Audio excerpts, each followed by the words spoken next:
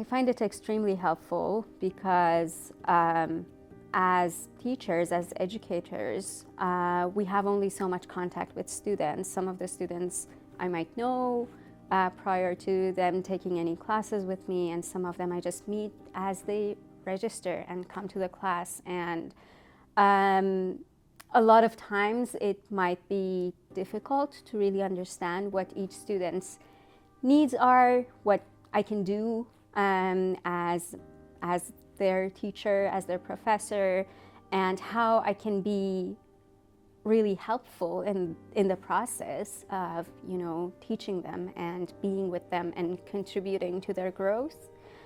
So I find it extremely helpful, and I know it's not necessarily something easy, feeling safe, first of all, and feeling protected and supported to disclose and to come forward.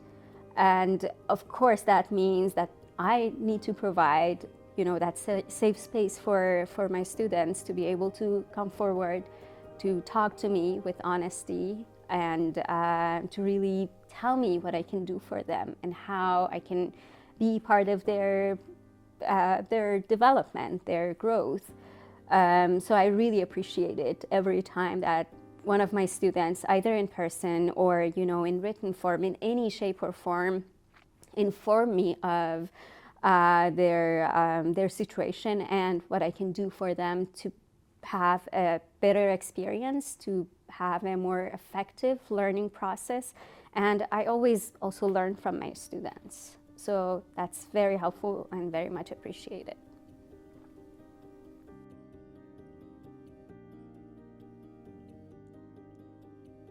I think as a musician, first of all, as someone who started learning music from a young age, I feel like our learning, first of all, it's a lifetime process. Musicians keep learning from themselves, from each other, and in all kinds of environments, like constantly. It's always a process, and it's a very unique and very personalized process also. We can have, as either neurotypical or neurodivergent artists and musicians, we have our own unique path. And I think just by observing myself as, as once a student in different institutions, and as someone who is really passionate and really interested in learning and developing, and also as a teacher, as an educator for years, it has been my experience that we have our unique ways of learning different things, different topics, and especially for neurodivergent students, it's crucial, I think, if we really want in these spaces, in these educational spaces, we want to be equitable. We really want to basically help diverse musicians of all different backgrounds and of all levels to learn and to be part of our community. I find it very, very important to create a space where everyone, yes, of course, it's a group, a lot of times we have, group classes, and people come from different backgrounds, different levels of proficiency in music. And it's important to be efficient and to make sure that everyone benefits from the class, but then that also means that I have to be open, and I have to be listening, and I have to be actively observing and reacting to different situations. So I have, over time, with experience, with basically experimenting, because I don't have any formal education in working with students with special needs, working with neurodivergent students, I have come to realization that I can only be effective if I'm actively listening and actively observing my teaching style and and the resources that I can provide and the accommodations that I can provide for each student. For example, I think students with autism require a certain kind and sets of accommodations that I can only know if I try different things and see which methods are effective and which are not. I've also had students who were I've also had students with depression, for example, who required another set and kind of accommodations. So, and I have, through conversation and through experimentation and trial and error sometimes, I have realized that it is, first of all, important, and also it's very effective to provide these universal accommodations, such as extended office hours or maybe grace period for projects with deadline, or obviously providing accommodations for exams based on the course and also what is required from the student, and what I can do to be able to provide an equitable environment, equitable learning environment for the students, and make sure that both on the short term and long term, they make progress and they improve as musicians.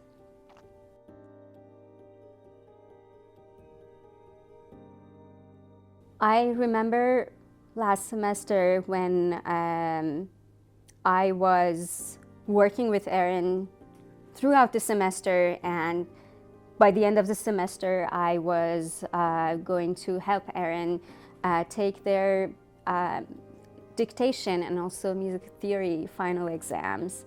And I can't say I was surprised, but I was extremely impressed and extremely proud to see how much progress, how big of a progress Erin has made over only actually less than 16 weeks, maybe around 10 weeks or so, and how much faster they could do the tasks that they were supposed to do, and basically be great at taking their final exam and finishing the semester with great results. And this process has been ongoing throughout this semester.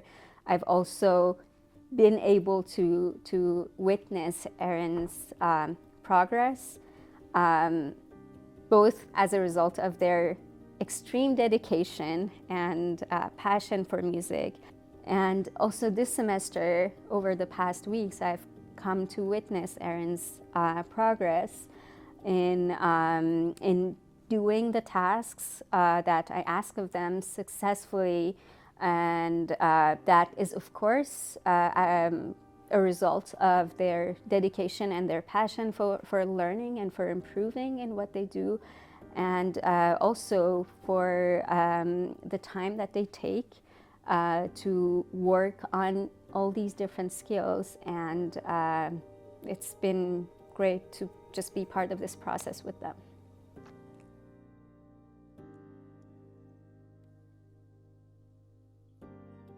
I think it's very, very important for us to listen, first of all. And if you're a neurotypical educator, I think just being open and trying to sort of like imagine and put yourself in the shoes of your students and trying to understand, the obstacles, that is, step one.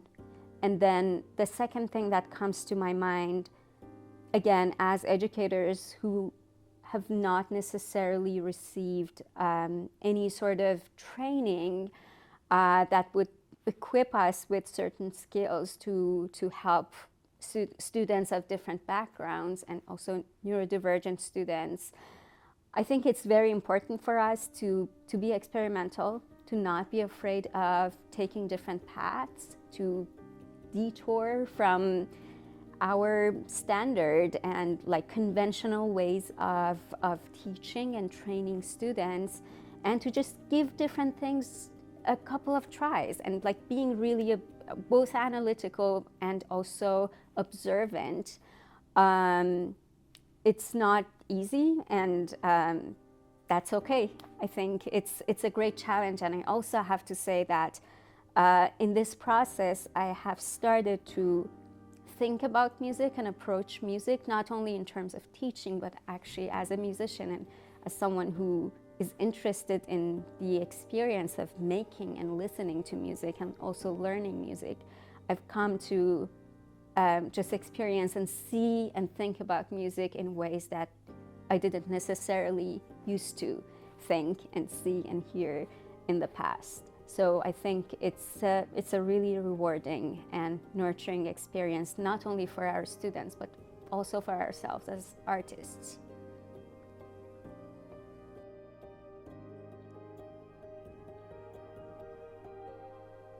Working with Erin has helped me,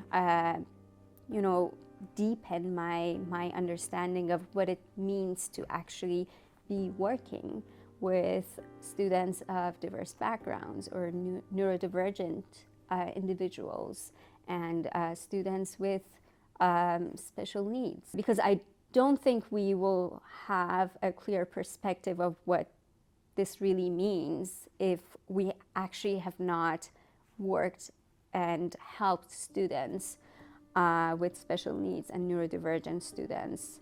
And so in general, my approach to teaching as just something that I'm really passionate about and I really love doing has been that I need to learn and adapt and be receptive, be open, and also be flexible about the process, and also the fact that I think there should be a mutual trust, and on my part, I'm responsible in providing a safe and reliable space for my student to communicate their needs, and if they need either occasionally or permanently, they need certain types of help, certain types of accommodation. I need to leave that door open for them to feel safe and to feel heard. And also, sometimes it feels to me that working with diverse students has a certain degree of playfulness, in that I just need to be creative. As an artist, as a creative person, I need to channel my creativity this time as an educator, and not only as an educator who only works with neurotypical students, but also neurodivergent students. So it has been really interesting, for example, talking to Erin about music and how they experience music, how they, not only on an analytical and cerebral level, how they experience music viscerally, how they physically react, how their body reacts to music. This is something that I'm actually very much interested in and very much curious about, because I just find, well, again, the analytical and the cerebral and the theoretical aspects of music aside, which is something that I've studied and I keep researching and being curious and learning about, but on a different level, on a very physical and visceral level, I'm very much interested in creating and also thinking about music as a stimulus. And just talking to Erin and observing and listening to them about their experience with certain kinds of sounds, for example, certain subtle sounds or noise or just harmonies, when we talk about, for example, different chords, different harmonies, how they are, how they feel, what color they are, what texture these sounds are. This has been extremely illuminating and also really fun and interesting to observe and to understand. So I basically approach teaching as a reciprocal experience, both for the students, something that benefits my students and also myself. So it's not only about opening the space for neurodivergent students, but it's also a process that enriches my experience both as a teacher and also as an artist. And moving forward and hopefully getting to work with different students, with also neurodivergent students. I'm just hoping that I get to learn more about how music is perceived and how it affects us just on a physical and visceral and human level.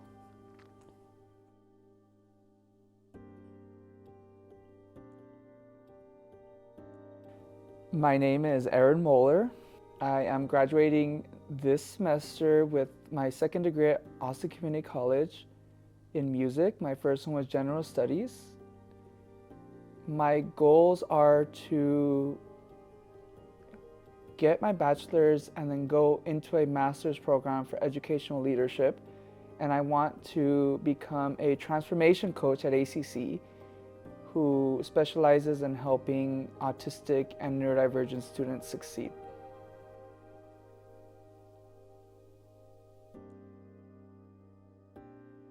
So being open was definitely a process. When I came here, I went for an entire year and a half before requesting accommodations because I had a lot of internalized ableism. So I had a lot of prejudice towards myself from being told growing up, well, we'll get over it, just do it. So I was scared to ask for help, but I also didn't know how to ask for help.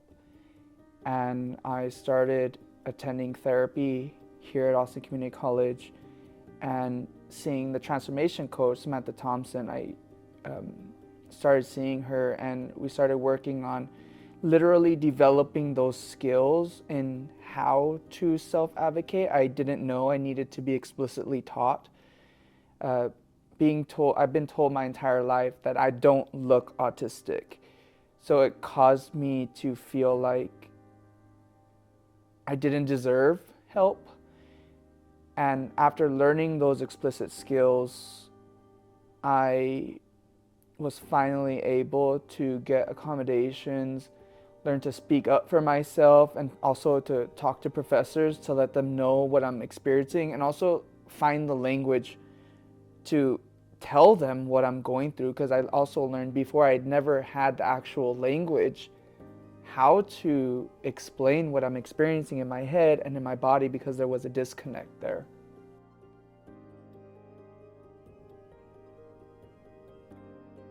That's a good question, because not only did I need to learn the actual skill of self-advocacy, because I was never taught that. That's just something that people expect you to know.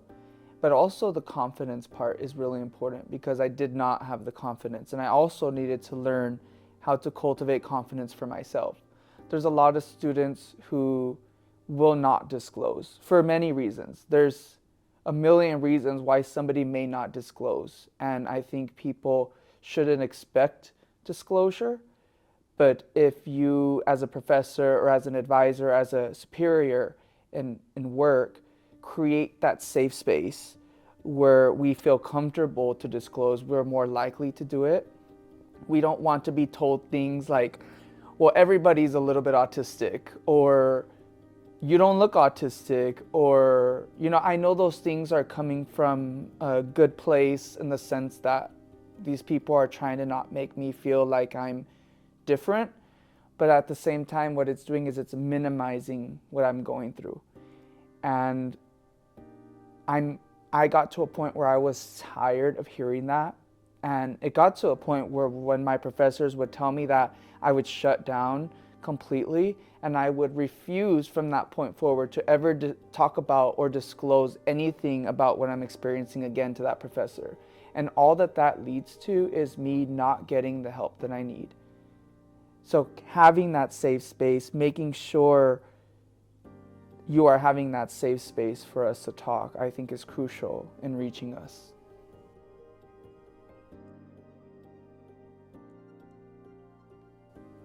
Dr. Shirazi has done literally a million things to help me.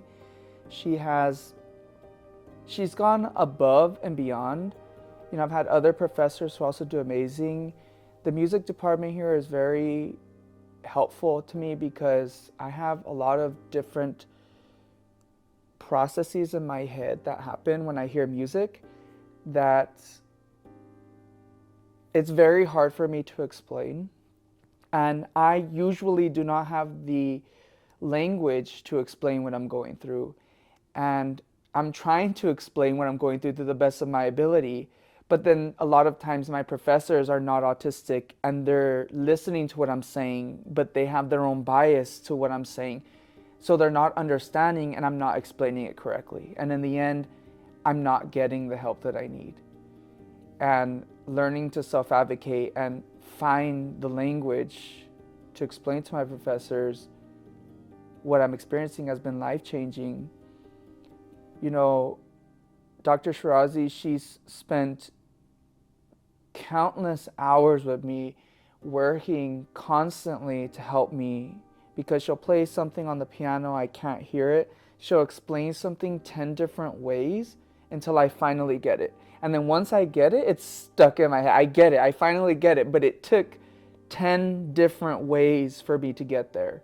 And I've never had professors who do that for me. Usually it's professors, it's one way and that's it, or maybe 2 ways and that's it, and that just does not work for me. Another thing that Dr. Shirazi does, and it's funny because I'll talk to her and it's so amazing what she tells me because I ask her, like, how did you learn to work so well with me? Like, how did you learn what works with me? And she says things like, well, I'm just experimenting. I'm just winging it. And I say, I know a little bit, I've known her for a while now, and I can honestly, and I tell her, I'm saying, it's about who she is as a person. She's very caring. She gives me the gift of time. She gives me the gift of compassion.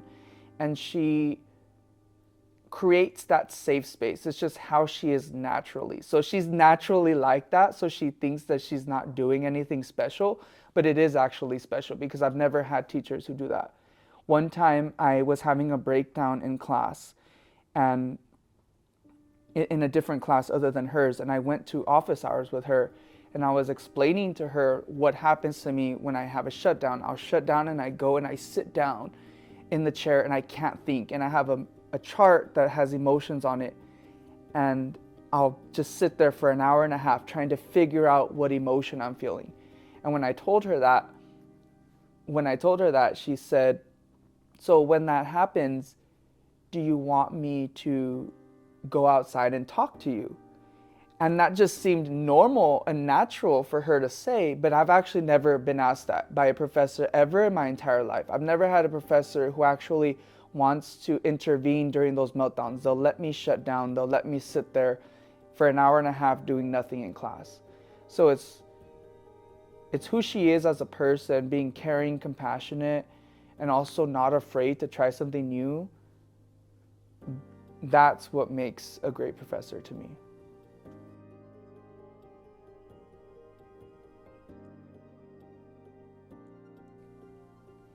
So I've been passionate about education since I started college because I've had professors who only focus on rote memorization, and then I've had other professors who take on more collaborative-based teaching styles. So Dr. Shirazi has seriously just changed my life. She's taught me what it means to be an actual professor who cares. She's taken the time. She's not afraid to try something new. I've explained what I'm experiencing, and she's taken that in, and she's actually changed her teaching method towards me, which was life-changing. I always thought, because of my disabilities, because of my autism, because of my auditory processing disorder, that I would never be a musician. I thought that, and I gave up on music, and she helped me see that I could be a musician. I just experienced things a little differently, but in the end, I actually hear so much that I didn't know before. Like I hear a sound or a note and I hear so many, it's like an entire world of colors. And she's helping me harness that, and she's helped me understand that I can be a musician. I just sometimes need, a little bit extra help sometimes.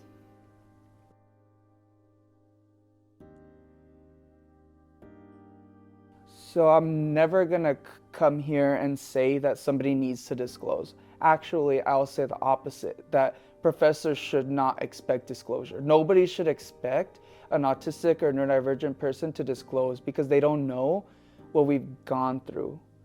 And I will say, however, disclosing to my professors changed my life. Before I disclosed, I had no accommodations, so I was stuck, and I would take an exam, I would get stuck on the same question for 4 hours, and then the test ends and I failed. And now I've learned to advocate for myself. I've learned to ask for help, but also not feel that shame that comes with asking for help, especially being autistic. People automatically look at me when I tell them I'm autistic, and then they just assume that I'm dumb, and I'm not. And I think a lot of other people have experienced that too.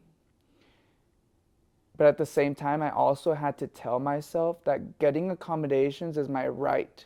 Nobody can take that away from me. And getting those accommodations helped me go from failing grades to getting straight A's now. And I never thought that I could do that. But the only reason I got there and here right now is because I had those accommodations and that help. We did it! Yes. Thank you, Dr. Shirazi, forever. Oh. Thank you. This was great. It's been great. Thank you for staying Of course. later. I could stay longer. It's not. She's like famous. No. She did at Carnegie Hall. Stop. Do you know where that is?